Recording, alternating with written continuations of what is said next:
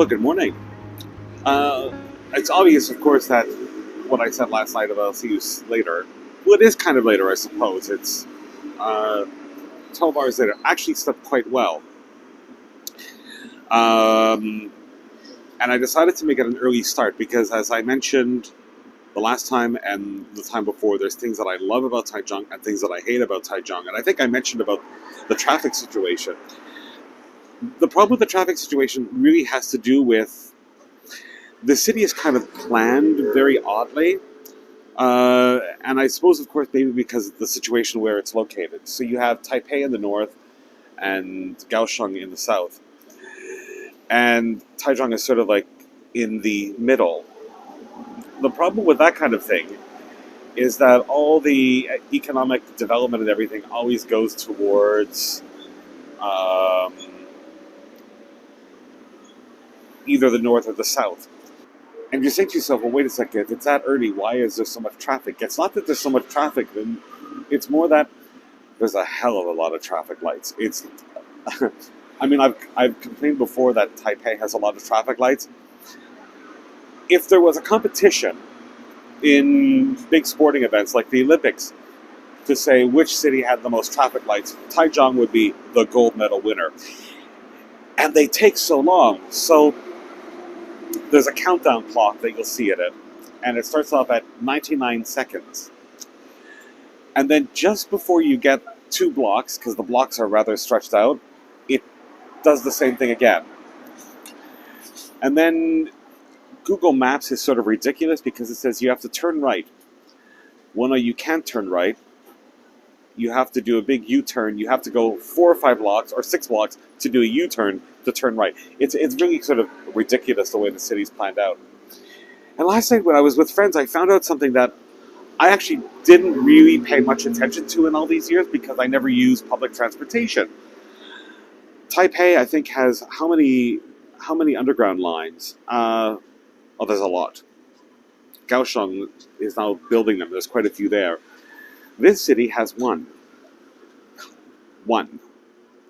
Unlike, let's say, cities like Taipei, which have a number of expressways, so it's easy to get to one side of the city, to the other if you wish, or around the city. This one has one. And getting to it, it's like you want to go to the expressway to save time if you want to get somewhere, but then it takes forever to get to the expressway. You know what I mean? Anyway, so as I checked out of the hotel, I'm like, well, let me get as far out of the city as possible. So I'm sort of like just on the outskirts, and I have maybe another 5 kilometers to 6 kilometers to go before we get back into the mountains again. And I didn't want to stop for a coffee and waste any more time in the city.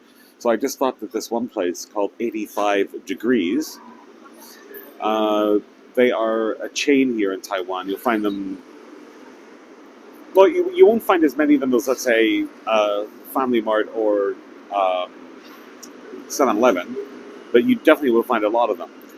So, time to head off.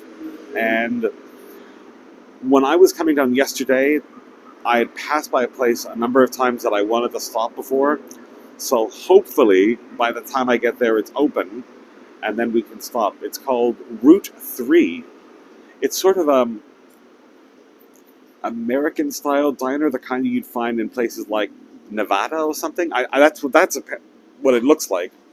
So anyway, let's go off there now. I'm going to finish this, and then okay, it's actually not bad. It's cheap. 70 Taiwan dollars, which is nothing for a coffee. Just black one. So I'll see you in a little bit.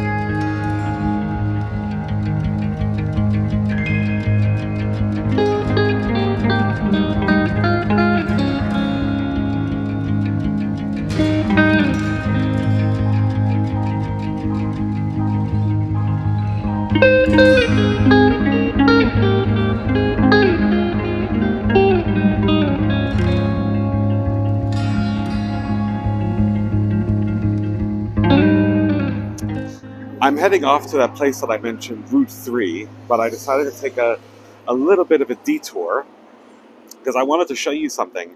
A lot of bikes actually on this road, as you can see. It's nice ride. It's a very nice ride today. Very nice weather as well. I decided to stop off at a place to show you something. So I'm in Dahu. As you can see, there's farms, and they're all along the side of the road, but there was one specific thing that I was looking for. Dahu is rather famous. And what is it famous for? Well,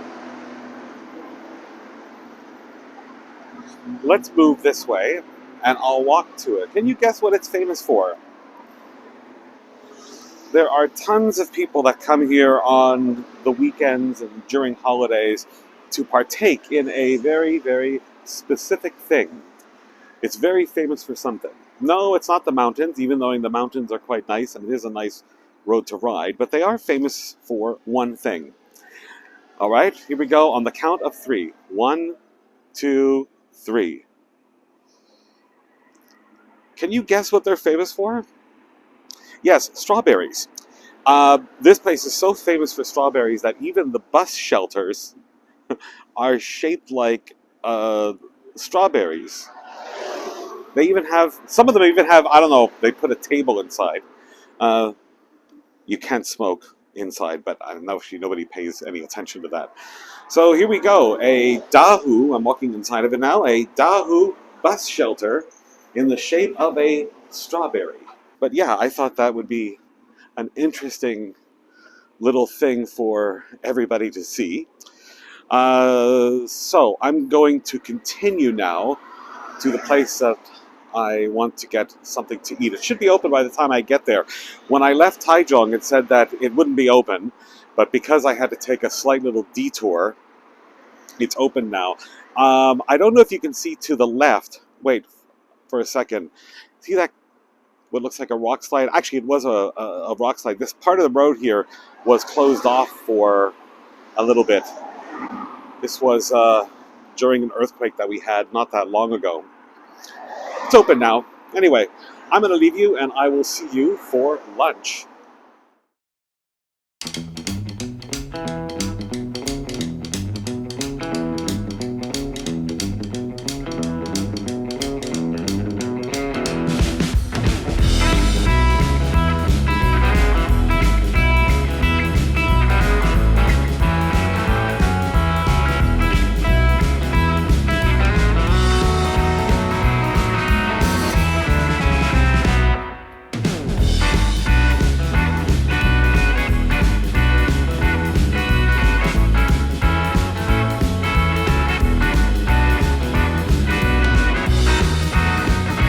There we have it at Route 3. And, when you travel a lot by motorcycle, even by car or even by bicycle, and you stop off in places maybe that you're not too familiar with, you never know what to expect. And when it comes to like eating in restaurants, I always try to take care because the last thing you want to do is drive somewhere and get like dysentery.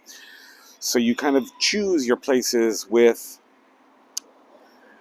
caution, because I had dysentery once and it wasn't pleasant when on a trip. Let's just say that. So Route 3, actually, not bad at all. I was very surprised. Very, very surprised. I've been by this place maybe 3 or 4 times, but every time I went by it was either closed, excuse me, or I was in a hurry to get somewhere. I don't know if you can hear it, but there's some chickens and roosters in the background, because I think there's another farm there.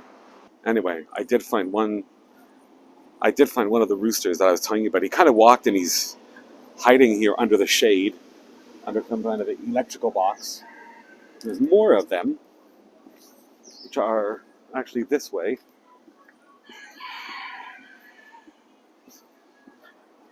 I don't know. I always thought that roosters only make noise in the morning. I didn't realize they would be doing it in the afternoon. But here we go.